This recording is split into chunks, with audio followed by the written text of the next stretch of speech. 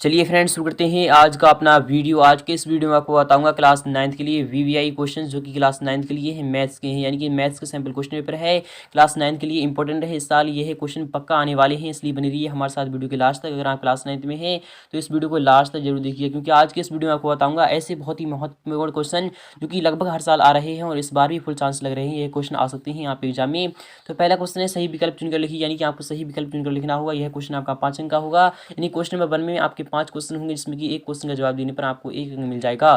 Question 1 का पहला वाला क्वेश्चन है a⁻m इंटू a⁻n का मान होगा। जब भी यहाँ पर यानी कि बात हो, जब भी पूर्णांक सेम हो और उसकी पावर डिफरेंट हो, यानी कि जब भी पूर्णांक सेम हो, यानी कि जब भी पूर्णांक एक ही प्रकार का हो और उसकी पावर अलग अलग दी जाती हो या फिर सेम दी जाती हो, तो हम पूर्णांक लिखते हैं और उसकी पावर को हम ऐड कर देते हैं, यानी कि m+n, यानी कि आपका जवाब क्या आएगा, यानी कि a⁻m+n, यानी कि आपका विकल्प यहाँ पर डी वाला सही हो जाएगा। नेक्स्ट क्वेश्चन चलते हैं कि 8 यानी कि -8⁻²/3 का मान क्या होगा, यानी कि इसका मान क्या आना चाहिए। तो -8 यानी 2/3 का मान क्या है, आपको इसका जवाब कमेंट बॉक्स में देना होगा। इसी तरीके से आप इसे सॉल्यूशन कर सकते हैं। क्वेश्चन मेथड है कि वृत्त का क्षेत्रफल क्या होता है। फ्रेंड्स, वृत्त होता है, मान लो यह एक वृत्त है, यानी वृत्त यानी सर्कल, तो वृत्त का क्षेत्रफल क्या होता है, वह होता है πr²। जी फ्रेंड्स, πr² होता है, इसलिए आपका विकल्प यहाँ पर पहला वाला सही हो जाएगा। यहाँ पर बात होती कि वृत्त का यानी कि परिमाप क्या होता है, यानी वृत्त का जो परिमाप होता है, यानी कि वृत्त का जो परिमाप होता है, यानी पूरा जो होती है क्षेत्रफल, यानी परिमाप जो होता है वह 2πr होता है, यानी परिधि और परिमाप एक ही बात होती है, यानी 2πr होती है। अगर यहाँ पर बात हुई कि वृत्त का अर्ध परिमाप क्या होता है, तो वह आपका πr होता है, और 3πr क्या होता है। इस तरीके से आप इसे भी ध्यान में रखिएगा। क्वेश्चन 4 भी मोस्ट है। क्वेश्चन 4 क्या कह रहा है कि साइन 60 डिग्री का मान कितना होगा, तो आपको पता होगा कि साइन 60 डिग्री की जो वैल्यू होती है वह √3/2 होती है, यानी कि आपका विकल्प यहाँ पर सी वाला सही हो जाएगा। यहाँ पर बात होती कि साइन 30 डिग्री की वैल्यू कितनी है, तो साइन 30 डिग्री की वैल्यू आपकी 1/2 होती है, और साइन 45 डिग्री की आपकी 1/√2 होती है। अगर साइन 90 की बात होती तो आपकी 1 आ जाती। फिलहाल कि आपको यहाँ पर आ रहा है कि साइन 60 डिग्री का मान क्या है, तो वही आपका √3/2, यानी कि आपका विकल्प यहाँ पर सी वाला सही हो जाएगा। नेक्स्ट क्वेश्चन चलते हैं कि त्रिभुज के तीनों अंतः कोणों का योग कितना होता है। मान लो यह एक त्रिभुज है, तो इसके तीनों कोणों का, यानी तीनों अंतः कोण, जिसमें यानी कि ये 3 अंदर इसके कोण बन रहे हैं, तो इन तीनों कोणों का जो सम होता है, यानी कि जो योग होता है वह आपका 180 डिग्री होता है। आपको यहाँ पर विकल्प बी वाला सही हो जाएगा। अगर यहाँ पर बात होती कि चार यानी चतुर्भुज, यानी कोई भी यानी बहुभुज है, यानी कोई भी चतुर्भुज है, उसके चारों कोणों का योग कितना होता है, तो वही आपका 360 डिग्री होता। अगर यहाँ पर बात होती कि समबाहु, यानी कोई भी समबाहु त्रिभुज है, तो समबाहु त्रिभुज का एक कोण होता है आपका 60 डिग्री का होता है। फिलहाल चलते हैं क्वेश्चन में सेकंड चलते हैं, मोस्ट है, जो कि बार बार आता है। यह क्वेश्चन भी बार बार आता है, इस बार भी आ सकता है। क्वेश्चन में सेकंड क्या कह रहा है, रिक्त स्थानों की पूर्ति कीजिए। यह क्वेश्चन भी आपका 5 अंक का है। अगर आपने जवाब दे दिया तो आपको 5 अंक मिल जाएगा। क्वेश्चन में सेकंड का पहला वाला क्वेश्चन है कि समीकरण 3x = 9 में s का मान क्या होगा, तो यानी कि s का मान वह क्या आना चाहिए। तो आपको पता होगा कि 3 से जब हम इसे डिवाइड करते हैं तो 3 3 9, यानी 3 3 जा 9, यानी कि आपका s आपका 3 आ जाएगा निकल कर, यानी कि s का मान आपका 3 होता है। क्वेश्चन सेकंड है कि साधारण ब्याज के अंतर्गत प्रत्येक वर्ष समान रहता है। फ्रेंड, जो साधारण ब्याज होता है उसके अंतर्गत प्रत्येक वर्ष में यानी कि क्या समान रहता है, तो ब्याज समान रहता है, यानी कि ब्याज यानी कि मूलधन समान रहता है। क्वेश्चन सेकंड है, यानी क्वेश्चन थर्ड है कि 2s² + x यानी कि 1 में आपका s² का गुणांक होगा। तो आपको पता होगा जब भी आप यानी s² का गुणांक निकालते हैं, फिर किसी भी संख्या का गुणांक निकालते हैं, तो उसके जस्ट यानी लेफ्ट में, यानी जस्ट यानी लेफ्ट में जो संख्या दी जाती है वही आपका गुणांक होता है। तो आपको पता होगा s² का यहाँ पर गुणांक क्या दिया रहा है, वही आपका 2 है, यानी कि 2 है। इसका आपका जवाब क्या आना चाहिए कि 2s² + x + 1 में आपका s² का जो गुणांक है वही आपका 2 होगा, इसलिए आपका यहाँ पर आना चाहिए 2। चलते हैं नेक्स्ट पे। क्वेश्चन 4 है, यदि मूलधन p और दर r तथा समय t हो तो साधारण ब्याज क्या होगा। यानी कि आपको पता होगा कि मूलधन गुणा दर गुणा समय बटे 100 होता है साधारण ब्याज। तो इस तरीके से आप यानी कि ब्याज करते हैं, पी और यानी गुणा आर, यानी दर गुणा आर, और गुणा टी यानी टाइम, यानी टी अपॉन यानी कि 100 आपका ये है, यानी कि यह फॉर्मूला हो जाएगा। क्वेश्चन 5 है कि समबाहु त्रिभुज का प्रत्येक कोण, मैंने अभी भी आपको बताया है कि समबाहु त्रिभुज का प्रत्येक कोण आपका 60 डिग्री का होता है। तो आपको अभी जैसा कि मालूम है कि तीनों यानी कि त्रिभुज के तीनों अंतः कोणों का योग कितना होता है, तो वही यानी कि 180 डिग्री होता है। तो त्रिभुज यानी कि समबाहु त्रिभुज होता है उसका प्रत्येक कोण बराबर होता है। इस तरीके से आप यानी कि 180 को आप 3 से डिवाइड कर दीजिए, तो आपका 60 यानी कि 60 डिग्री आपका आंसर निकल कर आ जाएगा। क्वेश्चन में यानी नेक्स्ट वाला देते हैं कि प्रश्न क्रमांक 3rd से 7th तक आपको प्रत्येक प्रश्न का उत्तर देने पर आपको 2 अंक मिलेगा, यानी कि एक क्वेश्चन का जवाब देने पर आपको 2 अंक मिल जाएगा।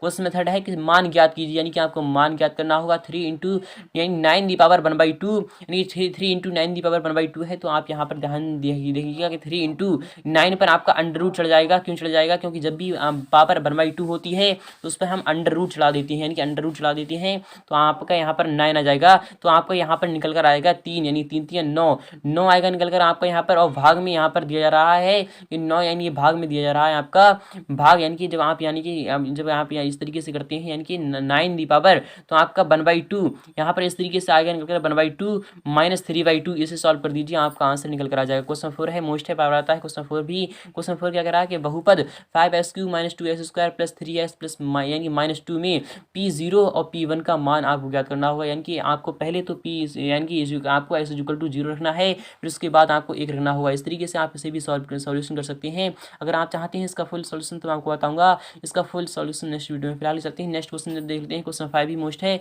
बार बताया। क्वेश्चन 5 क्या कर रहा है कि प्रश्न नंबर 5 है कि एक यानी 10,000 रुपये का 10% वार्षिक ब्याज की दर से 3 वर्ष का साधारण ब्याज ज्ञात करना है आपको। तो आपको पता होगा, यानी 10,000 रुपये का यानी मूलधन गुणा दर गुणा समय बटे 100 होता है। तो मूलधन कितना है आपका?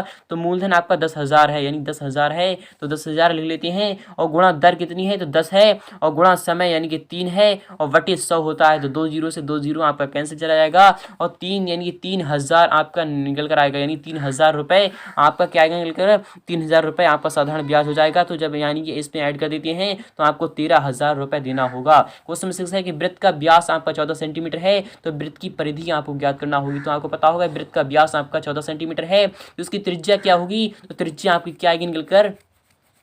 तो यानी कि वृत्त का व्यास जो होता है तो वह आपका यानी डी होता है, और डी का यानी जो त्रिज्या होती है वह आधी होती है, इसलिए आपका साइन 14 का आधा 7 सेंटीमीटर आपकी त्रिज्या आ जाएगी निकल कर। तो वृत्त की परिधि यानी 2πr होती है, तो 2 और पाई के स्थान पर आपको 22/7 रखना है, और आर के स्थान पर आपको 7 रखना होगा। तो 7 से 7 कैंसिल हो जाएगा, तो 22 दूनी 44 यानी 44 सेंटीमीटर आपका आंसर निकल कर आएगा, यानी जो वृत्त की परिधि होगी वह 44 सेंटीमीटर होगी। क्वेश्चन नंबर नेक्स्ट वाला है, क्वेश्चन 7 है, यदि sin θ = 5/13 हो तो cos θ इंटू टेन थीटा का आपको मान ज्ञात करना होगा। तो आपको पता होगा cos theta into tan theta का जो मान होता है वह किस तरीके से होता है।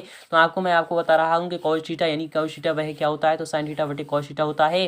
तो cos थीटा हम यहाँ से निकाल लेते हैं, यानी कि cos थीटा आपका यहाँ पर लिखते हैं, और टेन थीटा को हम तोड़ लेते हैं, यानी sin theta upon cos theta. आपको पता होगा sin theta upon cos theta होता है, तो यानी cos थीटा से आपका cos थीटा कैंसिल हो जाएगा, तो sin थीटा यानी कि आपका जो वैल्यू आएगी, यानी cos theta into sin theta का जो वैल्यू यानी कि टेन थीटा का जो मान आएगा, यानी जो वैल्यू आएगी वह आपकी 5/13 ही आएगी, क्योंकि यहाँ पर यानी cos थीटा से cos थीटा कैंसिल हो जाता है आपका, और sin थीटा बचता है, इसलिए आपका यानी कि 5/13 आपका आंसर आपका निकल कर आ जाएगा। क्वेश्चन नंबर 8 है, मोस्ट है। क्वेश्चन नंबर नेक्स्ट वाला क्या कर रहा है, क्वेश्चन नंबर 8 से 13 तक प्रत्येक प्रश्न का उत्तर देने पर आपको 3 अंक मिलेगा। क्वेश्चन नंबर 8 है कि मोहन अपनी मासिक आय का 75% खर्च करने के बाद 3950 रुपये बचाता है, इसकी मासिक आय आपको ज्ञात करना होगी। तो आपको पता होगा कि माना यानी कि मोहन की मासिक आय = x, तो इस तरीके से आप यानी कि x का 75% कर दीजिए, और बचाता है यानी इसने बचाता है, इस तरीके से आप इसे सॉल्व कर सकते हैं। तो फ्रेंड्स, अगर आप चाहते हैं इसका फुल सॉल्यूशन भी मैं आपको बताऊंगा नेक्स्ट वीडियो में। फिलहाल चलते हैं नेक्स्ट क्वेश्चन देखते हैं।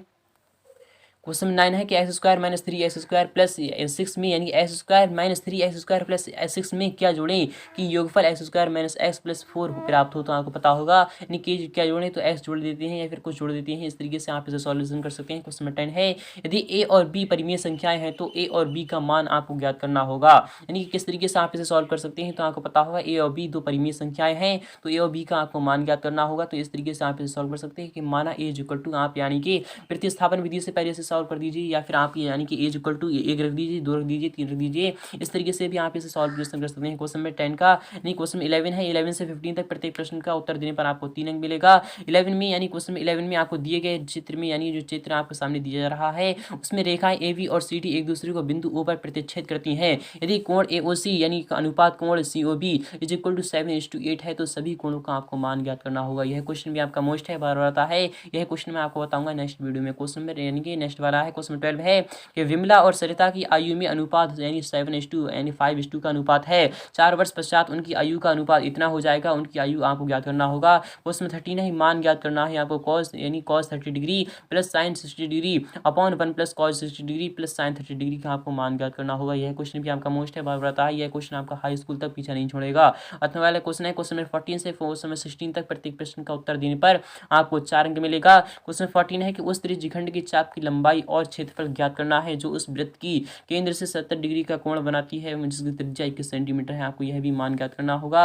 यह क्वेश्चन भी मोस्ट है। अथवा वाला क्वेश्चन देते हैं कि 8,000 रुपए का 10% वार्षिक ब्याज की दर से 2 वर्ष में चक्रवृद्धि ब्याज तथा साधारण ब्याज का आपको अंतर बताना होगा। क्वेश्चन नंबर 15 है एक 3 सेंटीमीटर त्रिज्या वाले वृत्त के अंतर्गत सम अष्टभुज की रचना कीजिए। एक आयत की रचना कीजिए जिसकी एक भुजा 3 सेंटीमीटर एवं विकर्ण 5 सेंटीमीटर है। फ्रेंड्स उम्मीद करूंगा आपकी वीडियो बहुत ही अच्छी लगी होगी। अगर वीडियो अच्छी लगी है तो वीडियो को लाइक करना, शेयर करना बिल्कुल भी ना भूलें। इसी तरीके से देख लेते हैं नेक्स्ट क्वेश्चन। क्वेश्चन 16 भी मोस्ट है। किसी त्रिभुज के तीनों अंतः कोणों का योग 180 डिग्री होता है तो सिद्ध कीजिए कि अथवा वाला है यानी कि बहस कोण प्रमेय लिखकर आपको सिद्ध करना होगा। फ्रेंड्स उम्मीद करूंगा आपको वीडियो बहुत ही अच्छी लगी होगी। अगर वीडियो अच्छी लगी है तो वीडियो को लाइक करना, शेयर करना बिल्कुल भी ना भूलें। मिलते हैं नेक्स्ट पार्ट में फुल